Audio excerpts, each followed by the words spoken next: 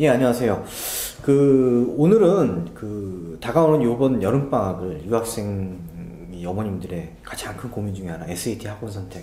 여름방학 동안에 SAT 학원을 어떤 학원을 선택해야지 아이에게 가장 도움이 많이 되고 많은 공부를 하고 들어가서 좋은 결과가 있을까라는 학원 선택 요령에 대해서 잠깐 알아보도록 하겠습니다. 안녕하세요, 선생님. 네, 안녕하세요. 예.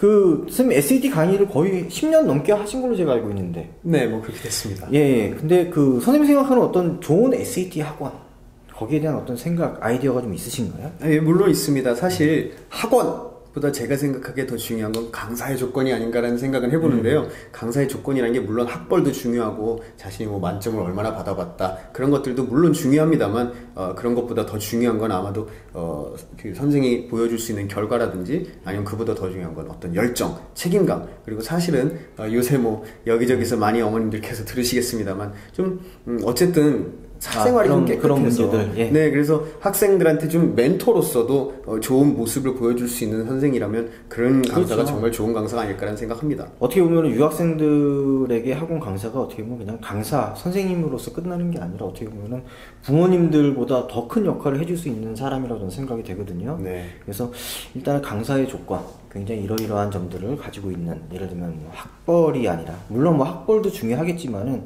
학벌보다는 제 생각은 그래요. 개인적인 의견인데 학벌보다는 아이들에게 얼마만큼 내가 가지고 있는 지식을 잘 전달을 했을 때 아이들이 거기에 맞춰서 그만한 결과가 나올 수 있는지, 또 얼마만큼 열정을 가지고 학생을 지도하는지, 그런 부분을 어머님께서 잘 보시고 학원을 선택하셔야 될 것 같은 생각이 듭니다.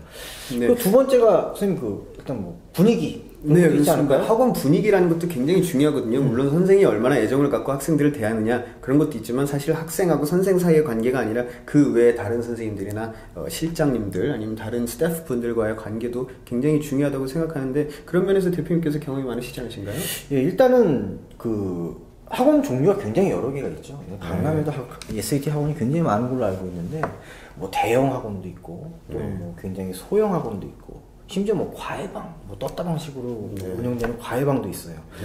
일단 뭐 첫 번째 대형 학원들 보면은 물론 뭐 아이가 뭐 이런 표현을 써서 죄송한데 국내에서 뭐 공부를 학원을 오래 다녔던 아이들은 어떻게 보면은 조금 영악한 면들이 있어요. 그렇죠. 그렇기 때문에 이 선생님한테 아이들이 주변에 뭐 몇 명이 됐든지 100명이 됐든지 200명이 됐든지 간에 필요한 정보를 정확하게 자기 것으로 만들어낼 능력이 있는 아이들은 제 생각에는 대형 학원 선택해도 괜찮을 것 같고 근데 하지만 대부분의 유학생들은 어떻게 보면 선생님도 많이 아시잖아요. 아이들은 그냥 친구들 좋아하고 정 많고 이러다 보니까 아이들에게 좀 휩쓸려 다니는 그런 경향이 있기 때문에 이런 아이들의 성향을 어머님들, 어떻게 보면 아이들의 성향을 가장 잘 알고 계신 분들이 부모님이다 보니까 부모님께서 아이들의 성향이 이 아이는 주변 분위기에 많이 휩쓸리는 아이다, 혹은 자기가 필요한 거를 잘 뽑아낼 수 있는 아이다라는 걸 구분을 하셔가지고 학원을 선택하시면은 일단은 되실 것 같고요. 요즘 문제가 되고 있는 과외방에 대해서 선생님 어떻게 생각하세요? 예, 사실 뭐 이 과외방이라는 거 저도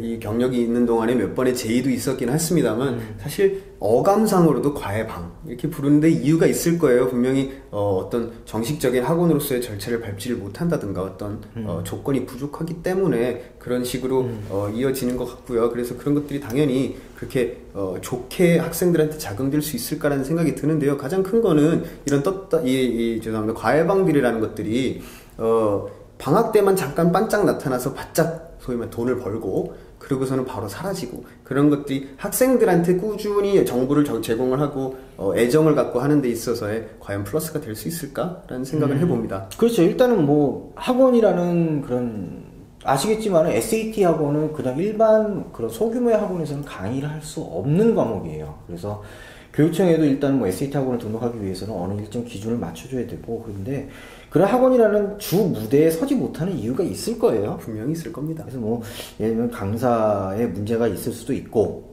혹은 뭐 일단은 강사 자체 내 마인드에 문제가 있을 수도 있고, 그렇기 때문에 가급적이면 과외방은 어머님들께서 조금 피하시는 게 좋지 않을까, 그런 생각이 드네요. 네. 그 다음 이제 그 SAT 학원들 보면은 자기네들이 내세운 어떤 여러 가지 요소들 중에서 뭐 자체 교재 부분이 있어요.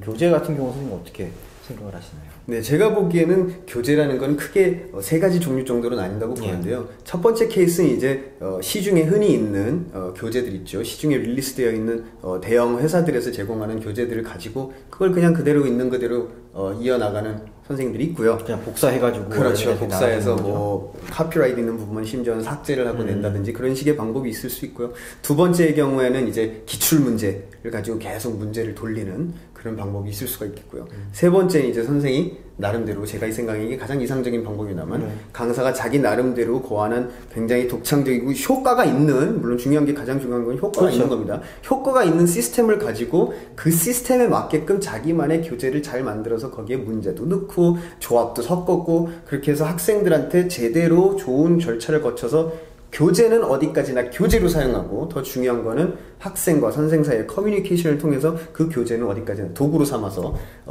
가르칠 수 있는 방법으로 교재를 사용하는 게 가장 이상적이지 않나 당연히 생각해봅니다.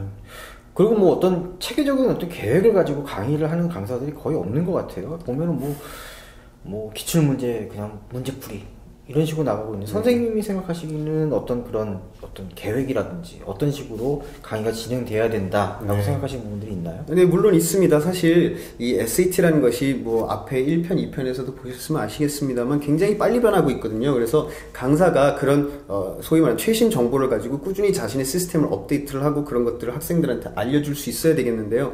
그러려면 물론 강사가 자기 스스로 나서서 열심히 이것저것 자료를 수집하는 것도 당연히 있어야 될 거고요.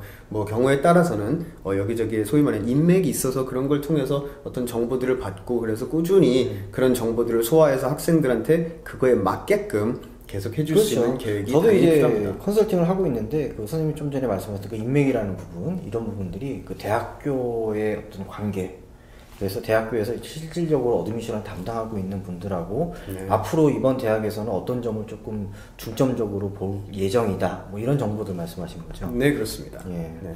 그렇구나. 그리고 SAT가 아시겠지만은 그 6월달 초부터 이제 학원이 시작이 돼서 8월 말까지 진행이 되는데 그 SAT 시험이 9월달에 있는 게 아니라 10월달에 있죠. 그렇습니다. 그래서 한 달이 조금 더 되는 기간, 한 달이 조금 모자라거나 더 되는 기간만큼 학생들이 이제 SAT 문제를 그 접할 수 있지만 못하는 그렇죠.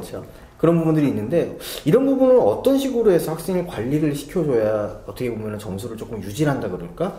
네. 감을 잃어버리지 않고 이제 여름방학 때 공부했던 내용을 공부할 수 있을까? 제가 생각하기에 가장 필요한 거고 그래서 저도 그렇게 하려고 열심히 노력을 하는 것 중에 하나가 뭐냐면요. 사실 학생들이 여름 석 달 동안에 열심히 SAT를 공부를 하고 쉽게 말해서 학을 떼고 가면 가서 이제 새로운 학년에 적응하느라 뭐 이것저것 시험도 준비해야 되고 새로운 과목들이 익숙해지기도 해야 되고 그래서 9월 한 달 동안에 SAT 공부를 잘 못해요. 그래서 한 달 동안에 녹이 쓰는 경우가 굉장히 많은데요. 감을 잃고 그랬을 때 선생이 꾸준히 그런 계속 업데이트되는 정보들을 가지고 학생 하나하나에게 맞게끔 그 학생이 이제 여름을 같이 가르치고 나면 제대로 된 선생이라면은 그 학생이 어떠한 문제점이 있는지는 충분히 그렇죠. 파악을 학생의 하고 성향도 있어야 파악이 되고 그럼 그거에 맞게끔 여름 동안에 애가 아직 좀 미비하게 제대로 고쳐지지 못했던 점들이나 그런 것들이 더 악화될 수 있는 것들을 분명히 예상을 해서 학생이랑 꾸준히 뭐 SNS든 페이스북, 트위터 요새 방법이 굉장히 많습니다. 스카이프든 그런 것들을 통해서 학생이랑 계속 커뮤니케이션을 하면서 학생이 감을 잃지 않게끔 그리고 시험이라는 것 자체가 그렇게 엄청난 지식을 요한다거나 엄청나게 어려운 게 아니라 학생이 얼마든지 그걸 해나갈 수 있다는 그 문이 열리는 과정을 그 한 달 동안에 계속 보여줘야 10월에 학생이 자신감 있게 해야 된다고 보거든요. 그래서 그런 과정에 있어서 뭐 온라인으로 계속 자료를 올려준다든지 계속 유기적으로 사실상 강의가 계속 이루어지는 거라고 봐야겠죠. 네. 그러면은 일단은 오늘은 그 어머님들께 여름방학 학원 선택 요령에 대해서 말씀드렸는데 제가 마지막으로 한번 정리를 좀 해드릴게요. 그 첫 번째 좋은 학원 뭐가 있었죠? 강사의 조건이 있었죠. 그래서 뭐 학벌도 중요하고 하지만 그거보다 더 중요한 학생들과의 어떤 저 학생에게 내가 가지고 있는 지식을 전달하는 그런 능력 그리고 얼마만큼 결과가 있었고 또 얼마만큼 열정을 가지고 책임감을 가지고 학생을 지도할 수 있느냐 이 부분을 분명히 따져보셔야 되는 부분이고요. 두 번째가 이제 학원 분위기가 있었어요. 우리 아이의 성향에 맞춰 대형 학원에 보내도 되는 아이들 소형 학원에 보내야 되는 아이들 이런 부분들을 어머님들께서 조금 아이의 성향에 맞춰서 일단은 그 학원을 찾아보셔야 될 것 같고 예. 강사에 대해서 한 가지만 좀 더 예. 하자면요. 사실 이게 이제 간과되는 부분인 것 같아서 제가 강조를 하고 싶은 부분 중에 하나가요. 학생들 중에서 한국에서만 꾸준히 자라서 한국식으로 공부를 하는 학생들이 있고요. 그다음 미국에서 좀 중고등학교 생활도 하고 그래서 미국식 생활에 더 익숙하고 미국식 공부에 익숙한 학생들이 있어요. 근데 선생들도 자기가 한국식으로 공부를 했으면 한국식으로 가르치게 돼 있고 미국식으로 그렇죠. 배웠으면 미국식으로 가르치게 돼 있거든요. 양쪽이 제대로 맞았을 때는 분명히 시너지 효과가 있을 수 있는데요. 선생 한 명이 반에 유학생만 있는 경우도 없고요. 선생 한 명이 반에 국내반만 있는 경우도 잘 없어요. 물론 섞이게 돼 있거든요. 특히 여름 학기에는. 그랬을 때 선생이 학생 하나하나한테 양쪽 다 그래서 한국식과 미국식의 스펙트럼에 있어서 왔다 갔다 하면서 플렉시블하게 학생 하나하나에 맞게끔 맞춰줄 수 있는 강사를 찾는 거가 학벌이나 결과나 뭐 이런 것보다는 훨씬 더 중요한 게 아닐까. 그거는 분명히 어머님들께서도 그리고 아버님들께서도 느끼시는 거라고 생각합니다. 예. 네. 그리고 이제 교재, 그렇죠. 그렇죠. 과연 그냥 기존에 출판됐던 책들을 그냥 복사해서 사용하는 학원이냐, 아니면 자체 교재를 선생님이 열정을 가지고 만든 학원이냐, 그런 부분을 확인하셔야 되겠고, 네. 그 다음에 이제 9월달에 학생 관리를 어떻게 하느냐. 그냥 여름방학 끝났다 그래서 손을 놓고 있는 게 아니라 어떻게 보면 선생님들이나 선생님들이 나서가지고 학생들과 조금 적극적으로 커뮤니케이션을 이뤄서 점수를 유지할 수 있도록 그런 점들을 어머님들께서 아마 체크를 해보신다 그러면은 좋은 학원을 선택하실 수 있지 않을까. 물론 방학 이후에 한 달만이 아니라 방학 이후에 1년 내내 학생들을 관리할 수 있는 학원이라면 당연히 금상첨화겠죠. 네. 그렇죠. 예. 그럼 오늘은 학원 선택 요령에 대해서 알아봤고요. 네. 다음 시간에도 또 다른 어떤 뉴스, 어머님들께 도움이 드릴 만한 정보를 가지고 찾아뵙도록 하겠습니다. 여기서 마치겠습니다. 감사합니다. 네, 고맙습니다.